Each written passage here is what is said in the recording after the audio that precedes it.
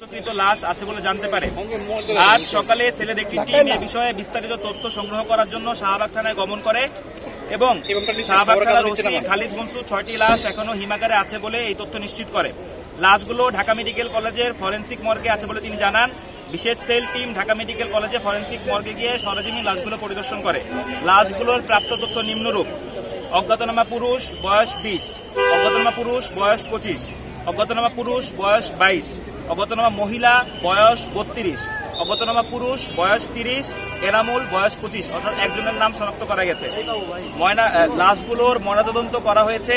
ময়নাতদন্তে 5 জনের মৃত্যুর কারণ হিসেবে লেখা হয়েছে আঘাতজনিত কারণে মৃত্যু, একজনের মৃত্যুর কারণ হিসেবে লেখা হয়েছে ডিজিজ উপর থেকে নিচে পড়ে মৃত্যু লেখা। মৃতদেহগুলোর ডিএনএ সংগ্রহ করা হয়েছে, মৃতদেহের পরিহিত আলামন সংগ্রহ করা হয়েছে। এগুলো আমাদের তথ্য জানিয়েছে শাহবাগ থানা পুলিশ।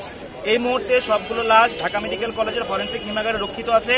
শাহবাগ থানার পক্ষ থেকে বলা হয়েছে লাশগুলো বৈষম্য বিরোধী ছাত্র আন্দোলনের, অর্থাৎ আমরা ধরে নিচ্ছি লাশগুলো গণ অভ্যুত্থানের শহীদ। তারা কবে এবং কয় তারিখে তারা এই লাশগুলো এনেছে সেটা এখন স্পষ্ট করেনি। আর আমরা বলতে যাচ্ছি আমাদের গণ অভ্যুত্থান সেলের পক্ষ থেকে উল্লেখিত বয়সের কেউ যদি মিসিং থাকেন তবে তার পরিবারের সদস্যদের জুলাই গণ অভ্যুত্থান বিষয়ক বিশেষ সেলে যোগাযোগ করার জন্য, তাহলে আমরা লাশগুলো তার পরিবারের কাছে পৌঁছানোর জন্য চেষ্টা করবো এবং ডিএনএ ম্যাচিং এর কাজ করব। আমাদের সেলের যোগাযোগ নাম্বার 01621324187187 016213241887। আচ্ছা, আমার নাম হাসান ইনাম, আমি জুলাই গণ অভ্যুত্থান বিষয়ক বিশেষ সেলের সেল সম্পাদক। এখন আজকে যে ব্রিফ করলেন আপনাদের এই কার্যক্রম, এটা মানে পরিসরটা কিভাবে হচ্ছে, আসলে কি করতে হচ্ছে? কোনটার পরিসর? মানে আপনাদের যে সেলের কার্যক্রমটা আসলে বিশেষ সেলের 4টা সাব সেল আছে। একটা হচ্ছে আহত পরিবারের সাথে কথা বলা, আহতদের পুনর্বাসনের চেষ্টা করা, শহীদ পরিবারের খোঁজখবর রাখা, তার ঠিক মতো ফান্ড পাচ্ছেন এগুলো দেখা। দ্বিতীয় হচ্ছে এই গণ অভ্যুত্থানের ডকুমেন্টেশন তৈরি করা।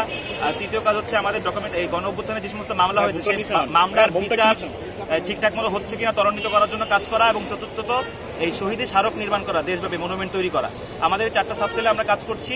আমাদের কিন্তু এই মুহূর্তে আজকে থেকে যেহেতু আমরা এই লাশগুলো পেলাম, আমাদের সেলের সর্বপ্রথম কাজ হবে এই লাশগুলোর স্বজন বের করা এবং তাদেরকে তার ফ্যামিলির কাছে হস্তান্তর করার জন্য আমরা কাজ করব। এখন এই তথ্যটা আপনারা কবে পেলেন এবং কারা দিবে? আমাদের সেলের বয়স মাত্র 2 দিন। আমরা 8 তারিখে গঠন করা হয়েছে, আমরা 9 তারিখে কালকে নিজেরা বসেছি, আজকে আমরা কাজে বের হয়েছি।